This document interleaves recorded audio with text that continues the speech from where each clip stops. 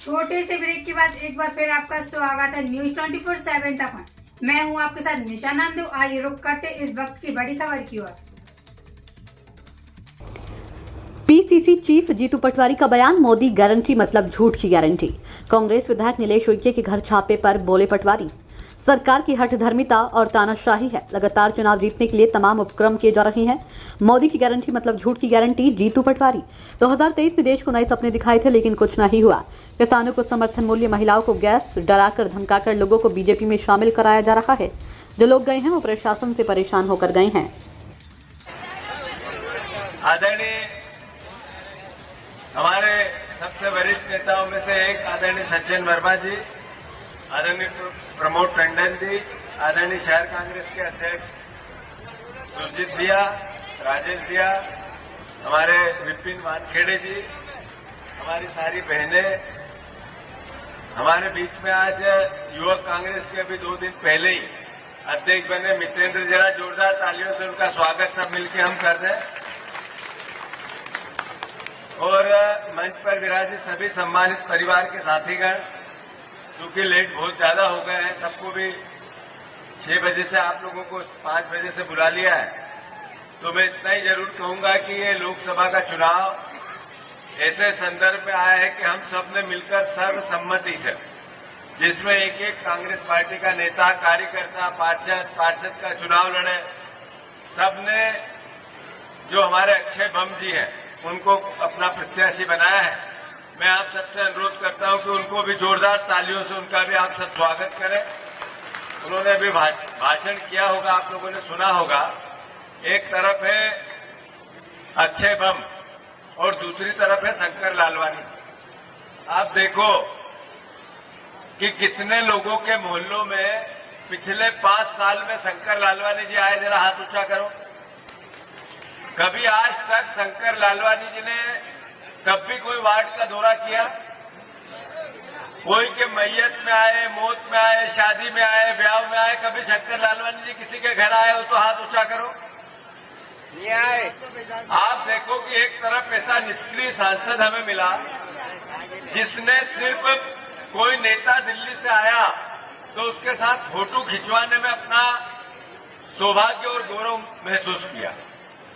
और चूंकि बीजेपी को कई साल से यहां सांसद मिल रहा है, इंदौर शहर ने उन पर भरोसा किया है, तो स्वाभाविक तौर पे इंदौर शहर एक ऐसा अपने आप में ताकत रखने वाला शहर है जो अपनी उन्नति खुद करता है।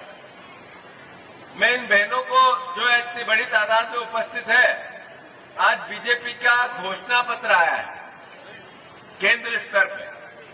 उन्होंने, मोदी जी ने कहा था बहुत हुई महंगाई की मार, अब की बार मोदी सरकार।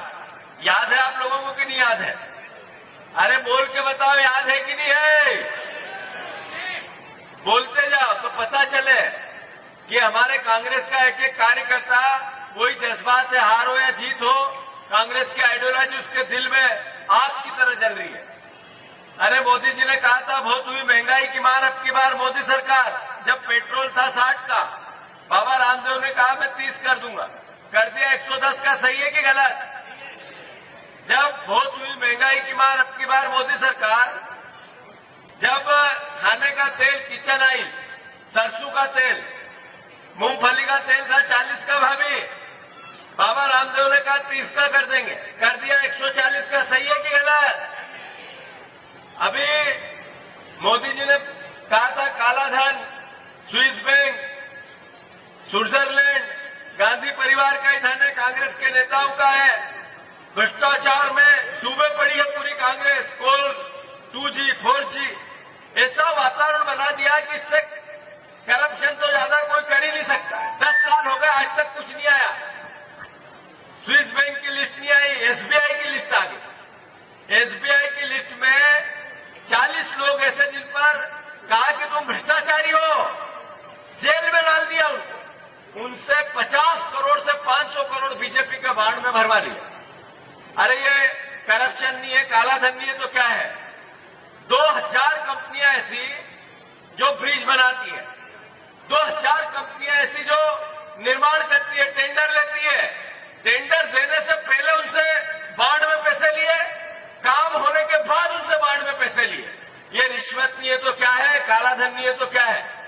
अरे कोविड चल रहा था, लोग त्राही कर रहे थे, परेशान थे लोग अपने परिजनों को मौत के घाट देख रहे थे, जिसके पास जो था वो देना चाहता था। उस समय नरेंद्र मोदी ने पूनावाला कोवैक्सीन के मालिक उनके साथ फोटो खिंचवाए, देश को बताया और दुनिया को बताया निर्माण हुआ कोविड का, कोवैक्सीन का, और उनसे फोटो खिंचवाने के उस दौर में 50 करोड़ रुपए पहले पार्टी फंड में जमा करा लिए। एक कंपनी तो ऐसी जिसका बैलेंस शीट पे फायदा मुनाफा 180 करोड़, उससे 1100 करोड़ रुपए ले लिए। ये फेक कंपनियां नहीं है, काला धन नहीं है, रिश्वत नहीं है, ये नहीं था तो क्या था। जिस प्रधानमंत्री ने देश को कहा कि मैं भ्रष्टाचारियों को छोड़ूंगा ही नहीं, ये ट्रेलर है, वो ट्रेलर में 141 लोगों के खिलाफ कार्रवाई की, नेताओं के खिलाफ, उसमें से 121 को बीजेपी में डाल लिया, उसमें भर्ती कर लिया, भ्रष्टाचार समाप्त। क्या ऐसा प्रधानमंत्री चाहिए हम लोगों को? ऐसा निष्क्रिय सांसद चाहिए हम लोगों को? अरे इंदौर शहर अपना शहर है, जो जीता वो सिकंदर, बीजेपी के आप इंदौर शहर के लोग नगर निगम बनाते हैं, महापौर बीजेपी का चुनते हैं, सांसद बीजेपी का, इस बार 8 विधायक बीजेपी के। आपने चुनाव पहले, नगर निगम के चुनाव के पहले कहा कि हम 500 कॉलोनियों को वैध करेंगे। 500 कॉलोनियों के वैध के चक्कर में सब लोगों ने इतने भयंकर वोट दे दिए कि हम एवरेज 40,000 से ऊपर लोग हार गए हमारे। अब वो जैसे ही चुनाव हुआ, सरकार बनी, अब वो अवैध कॉलोनियों का वैधीकरण में हम इन पर एफआईआर कराएंगे, कॉलोनाइजरों को अंदर करेंगे, वैध करने की प्रक्रिया को बदलेंगे, सबसे पैसे लेंगे जब वैध करेंगे। तो जब चुनाव में वोट लेना था तब बड़ी बड़ी बातें, अच्छी बातें, लोगों को खुश करने वाली बातें, लोग वोट देते ऐसी बातें, और चुनाव हो गया तो दूसरे तरह का। ये कैलाश विजयवर्गीय जी उस विभाग के मंत्री हैं। तो अगर इस तरह का मायाजाल, भ्रम, झूठ, पाखंड एक तरह से धोखा नहीं है तो क्या है?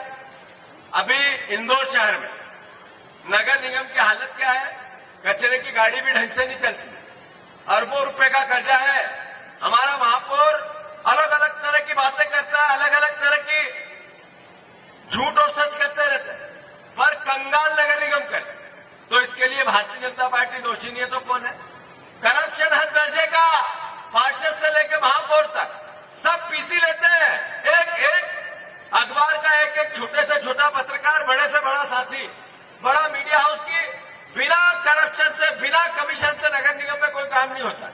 हम वोट देते हैं, हमारे शहर के लोग देते हैं, पर इसके बाद भारतीय जनता पार्टी का मत कितना सच चढ़ के बोलता है।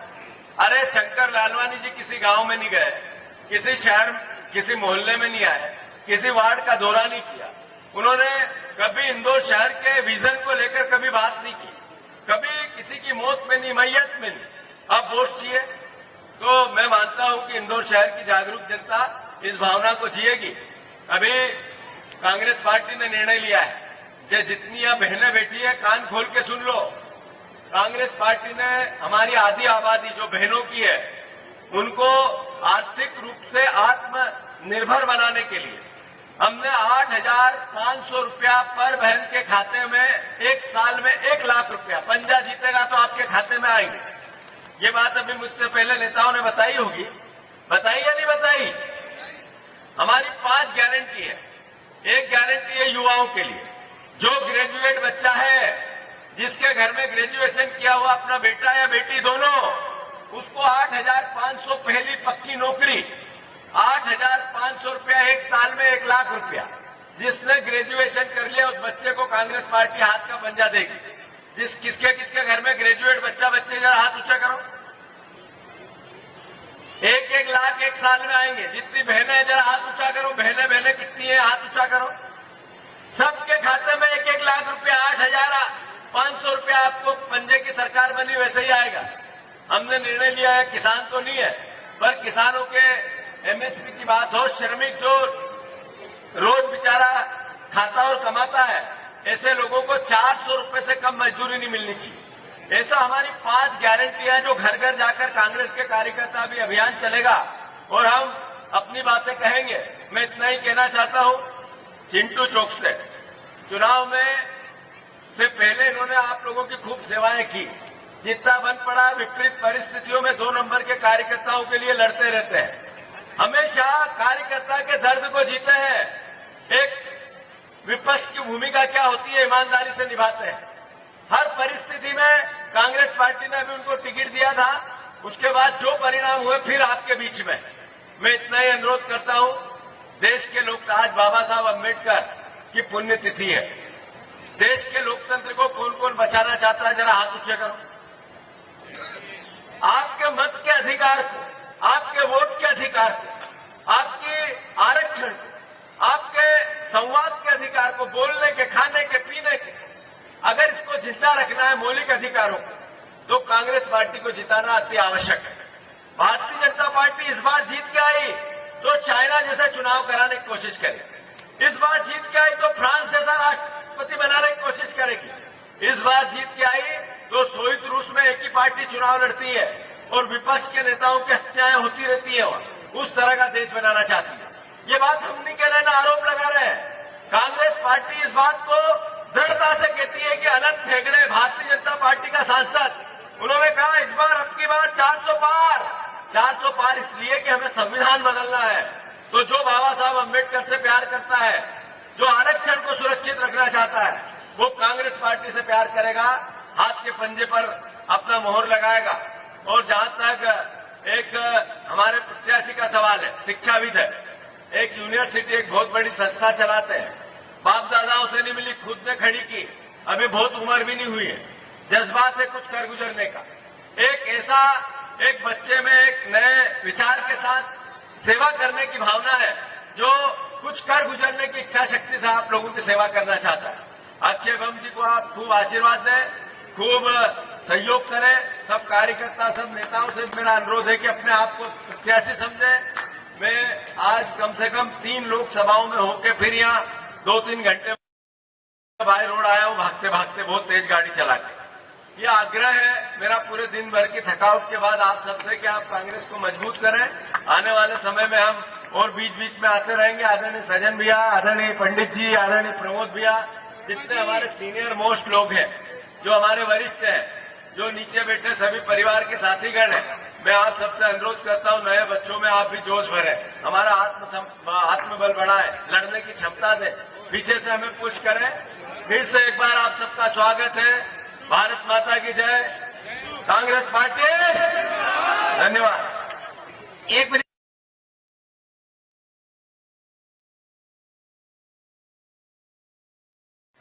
मैं इन बहनों को, जो इतनी बड़ी तादाद में उपस्थित है, आज बीजेपी का घोषणा पत्र आया है केंद्र स्तर पे।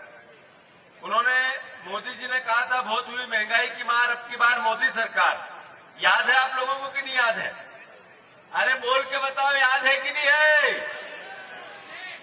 बोलते जाओ तो पता चले कि हमारे कांग्रेस का एक एक कार्यकर्ता, वही जज्बात है, हार हो या जीत हो, कांग्रेस की आइडियोलॉजी उसके दिल में आग की तरह जल रही है। अरे मोदी जी ने कहा था बहुत हुई महंगाई की मार, अब की बार मोदी सरकार। जब पेट्रोल था 60 का, बाबा रामदेव ने कहा मैं 30 कर दूंगा, कर दिया 110 का। सही है कि गलत? जब बहुत हुई महंगाई की मार, अब की बार मोदी सरकार। जब खाने का तेल, किचन ऑयल, सरसों का तेल, मूंगफली का तेल था 40 का, भाभी बाबा रामदेव ने कहा 30 का कर देंगे, कर दिया 140 का। सही है कि गलत? अभी मोदी जी ने कहा था काला धन, स्विस बैंक, स्विट्जरलैंड, गांधी परिवार का ही धन है, कांग्रेस के नेताओं का है। भ्रष्टाचार में डूबे पड़ी है पूरी कांग्रेस। कोल 2G 4G ऐसा वातावरण बना दिया कि इससे करप्शन तो ज्यादा कोई कर ही नहीं सकता। 10 साल हो गए, आज तक कुछ नहीं आया। स्विस बैंक की लिस्ट नहीं आई, एसबीआई की लिस्ट आ गई। एसबीआई की लिस्ट में 40 लोग ऐसे जिन पर कहा कि तुम भ्रष्टाचारी हो, जेल में डाल दिया उनको। उनसे 50 करोड़ से 500 करोड़ बीजेपी के बांड में भरवा लिया। अरे ये करप्शन नहीं है, काला धन नहीं है तो क्या है? 2000 कंपनियां ऐसी जो ब्रिज बनाती है, 2000 कंपनियां ऐसी जो निर्माण करती है, टेंडर लेती है, टेंडर देने से पहले उनसे बांड में पैसे लिए, काम होने के बाद उनसे बांड में पैसे लिए। ये रिश्वत नहीं है तो क्या है, काला धन नहीं है तो क्या है। आगे आप सबसे मिलना हुआ, आशीर्वाद लेना हुआ, और आप सबको ये पता है कि कांग्रेस पार्टी की सरकार बनेगी तो जितनी हमारी बहनें हैं 8,500 रुपया साल का 1 लाख आपके खाते में आएगा, याद रखना मैं कह के जा रहा हूँ। और जितने हमारे किसान हैं, जितने हमारे महुआ के बीनने वाली हमारी बहनें हैं, कम से कम 100 रुपए किलो महुआ मिनिमम बिके, इसका हम आपको मिनिमम गारंटी देंगे। गेहूं कम से कम 3,000 बिके, धान कम से कम 3100 बिके। ये बात आप ध्यान रख लेना। सम्राट भैया जैसे ही सांसद बने तो जितने हमारे बच्चे पढ़े लिखे हैं उनको 8,500 रुपया पर बच्चे के खाते में, 8,500 साल के 1 लाख रुपया, ये आप ध्यान रख लेना, सारे बच्चों के खाते में आएंगे। अरे शिवराज जी ने कहा था चुनाव बाद 3,000 दूंगा, आपकी पत्नियों के खाते में 3,000 आ रहे हैं क्या? बीजेपी ने, मोदी जी ने जो बोला झूठ बोला। 2014 में बेरोजगारी की बात की थी, महंगाई की बात की थी, उन्होंने किसानों की इनकम की बात की थी, काले धन की बात की थी, 15-15 लाख देने की बात की थी। कोई के खाते में 15 लाख आए क्या? सम्राट भैया परिवार के हैं, आपके हैं, सच्चे हैं, सज्जन है, सरल है, सुशील है। अरे जो सांसद बीजेपी का बना था, कभी आपसे मिलने आया गांव में आपके? कोई गांव में आज तक सांसद दीदी थी? आज तक कभी किसी की मौत में, मैयत में, बैठने में, उठने में आया? तो फिर उसको वोट बनता है क्या? अब की बार पंजे की सरकार, अब की बार, अब की बार, अब की बार जैसे ही आप सांसद बनो तो याद रखना, हेलीकॉप्टर से फिर मैया के दर्शन करने आएंगे। अब मैंने मन्नत मान ली। आज ज्यादा आवश्यकता है इस संकल्प को लेने की कि एक एक वो परिवार का साथी जो संविधान से प्यार करता है, जो देश से प्यार करता है, जो देशभक्ति से प्यार करता है। आज और आवश्यकता है इस देश में मत के अधिकार को जिंदा रखने में बाबा साहब अम्बेडकर के विचार की, इस देश के आरक्षण को ताकत देने के लिए बाबा साहब अम्बेडकर के विचार की, इस देश के लोकतंत्र को जिंदा रखने के लिए बाबा साहब अम्बेडकर के विचार की, इस देश के वोट के अधिकार को ताकत देने के लिए बाबा साहब अम्बेडकर के विचार की। साथियों, बहुत बड़ी एक ताकत जो ये मैसेज दे रही है कि अब इस बार हमें 400 सीटें चाहिए, वो इसलिए कि हमें संविधान बदलना है। ये सीधा घात है बाबा साहब अम्बेडकर के विचार पे, उनके हमारे देश के संविधान और इस देश की एकता और अखंडता और मौलिक अधिकारों पे। हम भारतवासी एक साथ मिलकर ऐसी ताकतों के खिलाफ खड़े हो, इस संकल्प का दिन है जो बाबा साहब अम्बेडकर ने, जो महात्मा गांधी ने, जो कांग्रेस पार्टी ने, जो देश के संविधान का निर्माण करके देश का 75 साल की जर्नी में देश को तीसरी महाशक्ति बनाया, आज उसको किसी न किसी रूप में कमजोर किया जा रहा है। इसके लिए हम संकल्प लेते हैं आज इस दिन, पवित्र दिन पर 14 अप्रैल को, कि हम इस संविधान की रक्षा करेंगे, अपनी शहादत देके करेंगे, हर हालत में करेंगे और देश का एक एक नागरिक करेंगे। भारतीय जनता पार्टी ने अपना संकल्प पत्र जारी किया। कुछ ऐसा है जिसमें उन्होंने ये कहा कि हमने 10 साल में ये दिया। भारतीय जनता पार्टी 80 करोड़ लोगों को गरीब बना दिया, जिनको राशन दे रही है। 84% बच्चों को बेरोजगार बना दिया, जो आज घरों में नशा कर रहे हैं। इस देश में, एशियन देशों में पाकिस्तान और बांग्लादेश से ज्यादा महंगाई कर दी। हमारे देश का जो डॉलर और रुपए का जो अवमूल्यन हुआ है वो आज तक की हिस्ट्री में सबसे ज्यादा हो गया। देश में 10% लोगों के पास 90% संपत्ति पहुंच गई और 90% के पास 10% संपत्ति बची। मौलिक अधिकार को रोक का हनन होने में देश नंबर 1 हो गया, विश्व में इसका नाम घटा है। हमारे देश में जो मीडिया है, हमारे देश में जो संवाद है, हमारे देश में वो ताकत जो अपनी आवाज देती है, उसकी स्वतंत्रता है, उस पे पहरे लगे हैं। हमारे देश की नरेंद्र मोदी जी को आने के बाद देश की हर स्केल पर अव्यवस्था बनी है, हठधर्मिता बनी है, लोकतांत्रिक जो अवमूल्यन हुआ है। बीजेपी अब कितना भी कुछ भी कर ले, देश की जनता समझ चुकी है। मोदी जाएंगे और इंडिया गठबंधन आएगा। किसानों की फसलें खराब हो रही है, खुले में पड़ा है। अब आप देखो कि किसानों के हालात पे, वो चाहे उनकी ऋण माफी की बात हो, चाहे उनकी बीमा की योजना के अंतर्गत सहायता की बात हो, या उन पर ओले पाले का प्रहार हो, या उनके गेहूं की खरीदी का धोखा हो, चाहे धान की खरीदी का धोखा हो, सबका एक अभियुक्त है भारतीय जनता पार्टी। भैया